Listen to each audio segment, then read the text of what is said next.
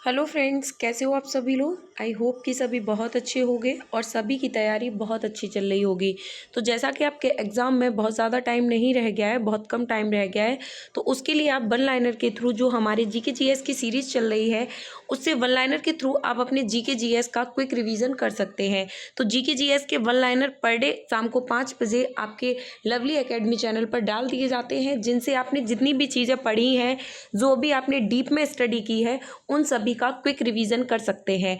तो आपकी लगभग 15 से 20 मिनट में लगभग टॉप 70 क्वेश्चनों का क्विक रिवीजन हो जाता है, जिसमें आपको जीके जीएस के कंप्लीट क्वेश्चन देखने के लिए मिलते हैं, चाहे वो आपके जीके जीएस से कोई भी सब्जेक्ट रिलेट करता हो। तो आज हम पढ़ने वाले हैं हमारी नेक्स्ट क्लास के लिए 281 क्वेश्चन से स्टार्ट करने वाले हैं। ये सारे क्वेश्चन आपके प्रीवियस ईयर यानी कि जितने भी एसएससी वगैरह के जो एग्जाम हुए हैं, जो यूपी में जो एग्जाम होते हैं, उन सभी से लिए गए हैं और आपके एग्जाम के पॉइंट ऑफ व्यू से बहुत ज़्यादा इंपॉर्टेंट रहने वाले हैं। तो पुलिस का जो भी री एग्ज़ाम देने वाले हैं, उसके लिए जीके जीएस के आज जो हमारा फर्स्ट क्वेश्चन है वो है, मयूर सिंहासन में हीरा लगा था। तो जो मयूर सिंहासन था उसमें जो हीरा लगा हुआ था, उस हीरे को क्या कहा जाता था। तो जो मयूर सिंहासन में जो हीरा लगा हुआ था उसे कोहिनूर का हीरा कहा जाता था। उसके बाद नेक्स्ट क्वेश्चन है, मयूर सिंहासन पर बैठने वाला अंतिम मुगल शासक कौन था। तो जो मयूर सिंहासन था उस पर जो सबसे अंतिम मुगल शासक बैठा था, यानी कि जिसने शासन किया था, जो सबसे अंतिम मुगल शासक था वो कौन था, तो उसका नाम था मोहम्मद शाह। यानी मयूर सिंहासन पर बैठने वाला जो अंतिम मुगल शासक था वो कौन था, मोहम्मद शाह था। उसके बाद नेक्स्ट क्वेश्चन है, मयूर सिंहासन को बनाया था। तो मयूर सिंहासन का निर्माण था वो किसके द्वारा किया गया था, तो बेबादल खां ने किया था। तो मयूर सिंहासन का अगर पूछा जाता है निर्माण किसने किया था, तो वो किया था बेबादल खां ने। उसके बाद नेक्स्ट क्वेश्चन है, लौह एवं रक्त की नीति को अपनाया था। तो लौह और रक्त की नीति को किसके द्वारा अपनाया गया था, तो ये अपनाया गया था बलबन के द्वारा। बलबन का पूरा नाम क्या था, तो जो बलबन था जिसने लौह और रक्त की नीति को अपनाया था, उसका जो पूरा नाम देखा जाए तो वो क्या था, वो था गयासुद्दीन बलबन। क्या था, गयासुद्दीन बलबन। उसके बाद नेक्स्ट क्वेश्चन है, अमीर खुसरो दरबारी कवि था। जो अमीर खुसरो थे वो किसके दरबारी कवि माने जाते थे, तो बलबन के दरबारी कवि माने जाते थे। तो अमीर खुसरो को किसका दरबारी कवि माना जाता था, बलबन का दरबारी कवि माना जाता था। बलबन का वास्तविक नाम था, तो जो बलबन था उसका वास्तविक नाम क्या था, तो बहाउद्दीन था। बलबन का वास्तविक नाम क्या था, बहाउद्दीन नाम था। उसके बाद नेक्स्ट क्वेश्चन है, हिमालय की किस चोटी का नाम सागर माथा है। यानी कि हिमालय की जो चोटी है, तो ऐसी कौन सी चोटी है जिसे सागर माथा के नाम से जाना जाता है। तो हिमालय की जो एवरेस्ट नाम की चोटी है, इसे सागर माथा के नाम से जाना जाता है। गंगा को बांग्लादेश में किस नाम से जाना जाता है, मोस्ट इंपॉर्टेंट क्वेश्चन है। तो गंगा नदी को बांग्लादेश में पद्मा के नाम से जाना जाता है। ये आपका मोस्ट इंपॉर्टेंट क्वेश्चन है। तो पद्मा के नाम से गंगा को कहाँ पर जाना जाता है, बांग्लादेश में पद्मा के नाम से गंगा को जाना जाता है। तिस्ता नदी किस बृहद नदी व्यवस्था के अंतर्गत आती है। तो तिस्ता नदी है, ये किस बृहद नदी व्यवस्था के अंतर्गत आती है, तो ब्रह्मपुत्र नदी की बृहद नदी अवस्था के अंतर्गत आती है। किस नदी को बूढ़ी गंगा का नाम दिया जाता है, ये भी मोस्ट इंपॉर्टेंट क्वेश्चन है। तो किस नदी को बूढ़ी गंगा के नाम से जाना जाता है, तो गोदावरी नदी को बूढ़ी गंगा कहा जाता है। ल्यात्से पर्वत श्रेणी किस देश में है, तो जो ल्यात्से पर्वत श्रेणी है ये किस देश में है, तो ये नेपाल के अंदर है। ल्यात्से पर्वत श्रेणी किस देश में है, नेपाल के अंदर स्थित है। धौलाधार तथा पीर पांजाल पर्वत श्रेणियों के मध्य कौन सी घाटी स्थित है। तो धौलाधार और पीर पांजाल पर्वत श्रेणियों के मध्य कौन सी घाटी स्थित है, तो कुल्लू घाटी स्थित है धौलाधार और पीर पांजाल पर्वत श्रेणियों के मध्य में। सैन फ्रांसिस्को से व्लादिवोस्टॉक के लिए न्यूनतम दूरी तय करने हेतु किस एक महासागर के ऊपर से उड़ान भरनी होगी।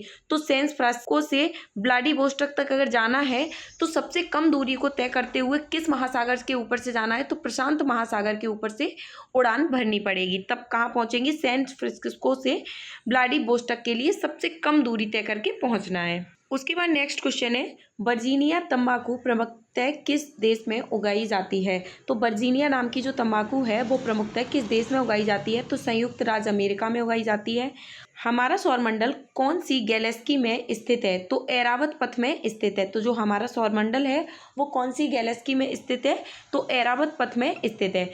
एशिया का मृतक सागर किस प्रकार की घाटी का उदाहरण है, तो एशिया में जो मृतक सागर है वो किस प्रकार की घाटी का उदाहरण है, तो रिफ्ट घाटी का उदाहरण है। उसके बाद है, भारत का छोटा नागपुर नागपुर का पठार किस प्रकार का पठार है? तो गुंबदाकार पठार माना जाता है। जो भारत का छोटा नागपुर का पठार है वो कैसा है? तो एक प्रकार से गुंबदाकार पठार माना जाता है। संसार का प्रसिद्ध डोनबासा कोयला किस क्षेत्र में स्थित है? तो यूक्रेन में स्थित है। तो संसार का प्रसिद्ध डोनबासा कोयला किस क्षेत्र में स्थित है? तो यूक्रेन के अंदर स्थित है। मोटर गाड़ी निर्माण करने वाली हेनरी फोर्ड कंपनी किस शहर में है? तो डिट्रायट में है। कहाँ पर है? डिट्रायट में है। भद्रावती किस उद्योग के लिए प्रसिद्ध है? तो जो भद्रावती है वो किस उद्योग के लिए सबसे ज़्यादा फेमस है? तो लौह इस्पात उद्योग के लिए भद्रावती सबसे ज़्यादा फेमस है। उसके बाद नेक्स्ट क्वेश्चन है, पिंपरी यानी पुणे किस कंपनी के लिए प्रसिद्ध है? तो जो पिंपरी कंपनी है वो किस चीज़ के लिए प्रसिद्ध है? तो हिंदुस्तान एंटीबायोटिक्स लिमिटेड के लिए प्रसिद्ध है। हिंदुस्तान एंटीबायोटिक्स लिमिटेड के लिए फेमस है। व्युत्क्रम ताप क्या होता है? तो ऊंचाई के साथ तापमान का बढ़ना क्या होता है?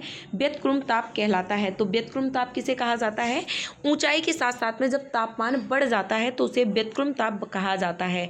उसके बाद नेक्स्ट क्वेश्चन है, विश्व का कहवा पत्तन कहलाता है? तो साओ पालो को विश्व का कहवा पत्तन कहा जाता है। कहवा पत्तन किसे कहा जाता है? साओ पालो को कहा जाता है।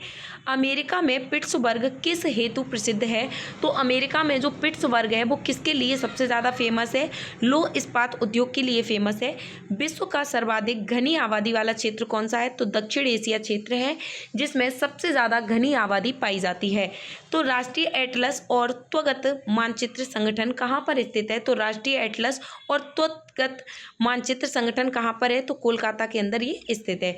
एशिया में उत्तर से दक्षिण की ओर क्रम से पाई जाने वाली प्राकृतिक वनस्पति प्रदेशों का सही अनुक्रम कौन सा है? तो एशिया में जो उत्तर से दक्षिण की ओर पाई जाती हैं उनका सही व्युत्क्रम लिखना है। तो सबसे पहले टुंडा आएगी, उसके बाद टैगा, उसके बाद स्टेपीज, उसके बाद सवाना और उसके बाद में भूमध्य रेखीय। तो उत्तर से दक्षिण की ओर क्रम में पाई जाने वाली जो प्राकृतिक वनस्पति हैं वो कौन कौन सी हैं? सबसे पहले आएगी टुंडा, टैगा, स्टेपीज, सवाना और भूमध्य रेखीय। उसके बाद नेक्स्ट क्वेश्चन है, बिलीविली क्या है? तो ऑस्ट्रेलिया के ऊपर चलने वाली उष्णकटिबंधीय चक्रवात को बिलीविली कहा जाता है। तो ऑस्ट्रेलिया के ऊपर से चलने वाले उष्णकटिबंधीय चक्रवात को क्या कहा जाता है? बिलीविली कहा जाता है। उसके बाद नेक्स्ट क्वेश्चन है, गुरु शिखर एक चोटी है तो ये किस जगह पर स्थित है? तो माउंट आबू में स्थित है जिस चोटी को गुरु शिखर कहा जाता है। योजना आयोग द्वारा भारत को कितने कृषि जलवायु क्षेत्रों में बांटा गया है? तो योजना आयोग के द्वारा भारत को कितने कृषि जलवायु क्षेत्रों में बांटा गया है? तो 15 कृषि जलवायु क्षेत्रों में बांटा गया है। ग्रेट डिवाइडिंग रेंज अवस्थित है। तो ग्रेट डिवाइडिंग रेंज कहाँ पर स्थित है? ऑस्ट्रेलिया के अंदर स्थित है। पिरेनीज पर्वत किन देशों के बीच अंतर्राष्ट्रीय सीमा बनाता है? तो जो पिरेनीज पर्वत है ये किन दो देशों के बीच में अंतर्राष्ट्रीय सीमा बनाता है? तो फ्रांस और स्पेन के बीच में अंतर्राष्ट्रीय सीमा बनाता है। वेनेजुएला के घास का मैदान क्या कहलाता है? तो वेनेजुएला में जो घास के मैदान है उन्हें क्या कहा जाता है? तो लानोज कहा जाता है। या फिर क्वेश्चन ऐसे आ सकता है कि लानोज नाम के जो घास के मैदान है वो कहाँ पर पाए जाते हैं? तो ये कहाँ पाए जाते हैं? वेनेजुएला में पाए जाते हैं। मोस्ट इंपॉर्टेंट क्वेश्चन है। कार्डामम हिल कहाँ पर स्थित है? तो कार्डामम हिल है ये कहाँ पर स्थित है? तो केरल के अंदर स्थित है। कौन सी हिल है? कार्डामम हिल है। उसके बाद नेक्स्ट क्वेश्चन है, बूढ़ी गंडक नदी का स्रोत क्या है? तो बूढ़ी गंडक नदी का स्रोत है सोमेश्वर की पहाड़ियाँ। तो बूढ़ी गंडक नदी का स्रोत क्या है? सोमेश्वर की पहाड़ियाँ हैं। कोयल कारो विद्युत परियोजना किस राज्य में स्थित है? तो हिमाचल प्रदेश में स्थित है। कोयल कारो विद्युत परियोजना किस राज्य में स्थित है? तो हिमाचल प्रदेश के अंदर स्थित है। ब्रह्मपुत्र नदी का उद्गम कहाँ से हुआ है? तो जो ब्रह्मपुत्र नदी है इसका अगर उद्गम देखा जाए तो कहाँ से माना जाता है? तो जो तिब्बत में कैलाश पर्वत है यहाँ से ब्रह्मपुत्र नदी का उद्गम माना जाता है। भारत का कौन सा राज्य सबसे अधिक राज्यों की सीमाओं को स्पर्श करता है? तो भारत का ऐसा कौन सा राज्य है जो सबसे अधिक राज्यों की सीमाओं से टच होता है, यानी कि सबसे अधिक राज्य हैं जो उसकी सीमा से टच होते हैं? तो जो यूपी है यानी कि उत्तर प्रदेश है, इससे सबसे ज़्यादा राज्य हैं जो अपनी सीमा रेखाओं को टच करते हैं। इंदिरा पॉइंट क्या है?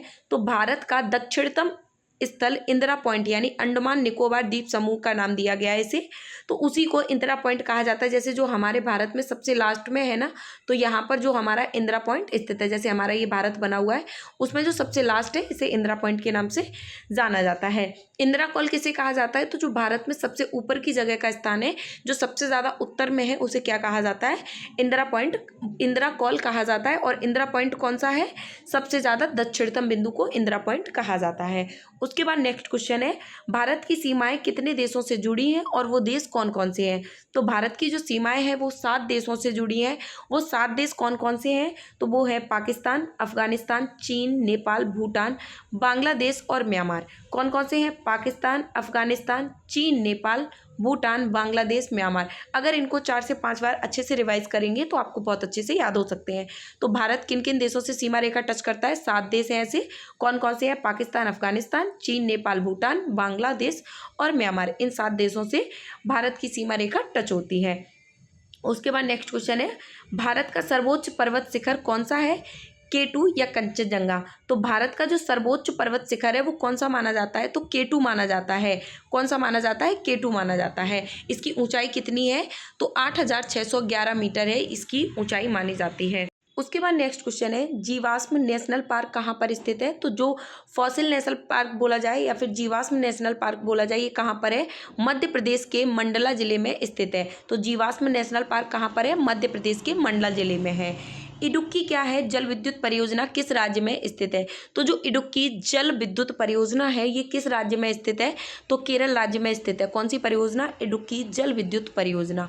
महासागरीय ज्वार संबंधी अपगामी तरंग सिद्धांत का प्रतिपादन किसने किया था, तो ये किया था एरी ने किया था। महासागरीय ज्वार संबंधी अपगामी तरंग सिद्धांत का प्रतिपादन किसके द्वारा किया गया था, तो एरी के द्वारा किया गया था।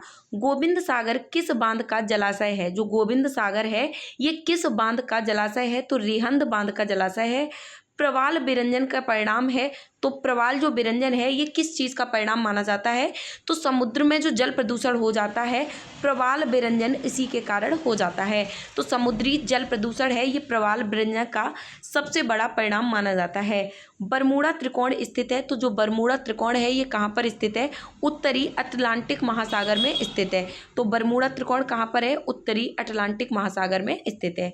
येलोस्टोन नेशनल पार्क कहाँ पर स्थित है, तो येलोस्टोन नेशनल पार्क कहाँ पर स्थित है, संयुक्त राज्य अमेरिका में स्थित है। येलोस्टोन नेशनल पार्क कहाँ पर है, संयुक्त राज्य अमेरिका में स्थित है।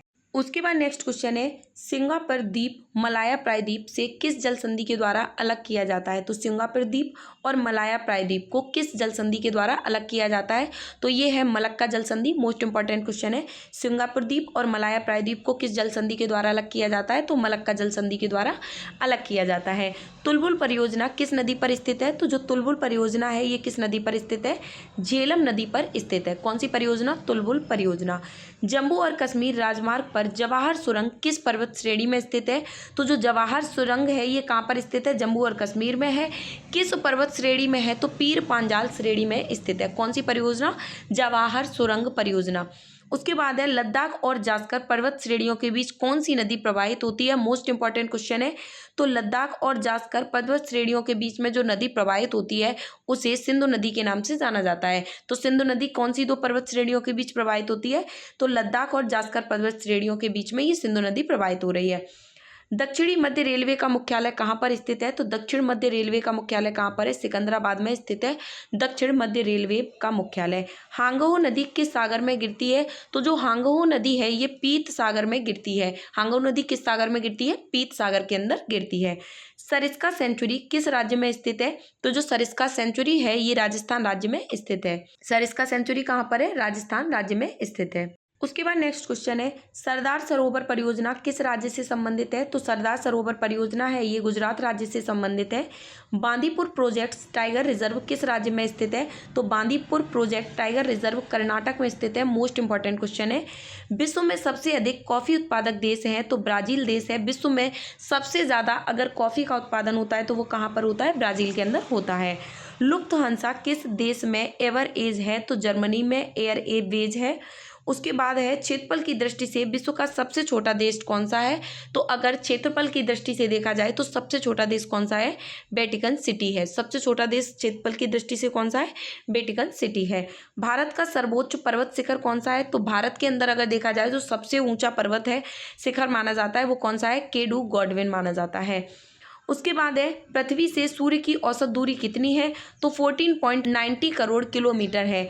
पृथ्वी से सूर्य की औसत दूरी क्या है, 14.90 करोड़ किलोमीटर है। उसके बाद नेक्स्ट क्वेश्चन है, योजना आयोग ने भारत को कितने कृषि जलवायु प्रदेशों में बांटा है। तो योजना आयोग ने भारत को कितने कृषि जलवायु प्रदेशों में बांटा है, तो 15 में बांटा है।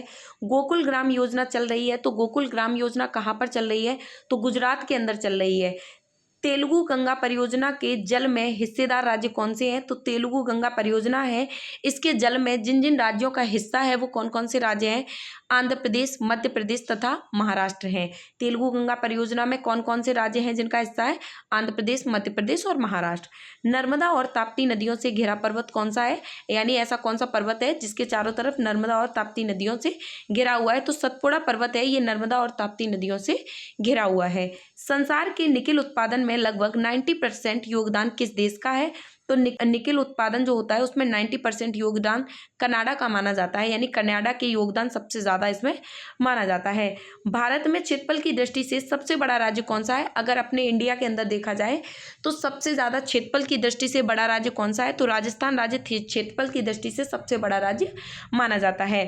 कोरापुट किस उद्योग के लिए जाना जाता है, तो जो कोरापुट है ये किस उद्योग के लिए जाना जाता है, तो वायुयान उद्योग के लिए जाना जाता है। क्या जाना जाता है, कोरापुट को वायुयान उद्योग के लिए जाना जाता है।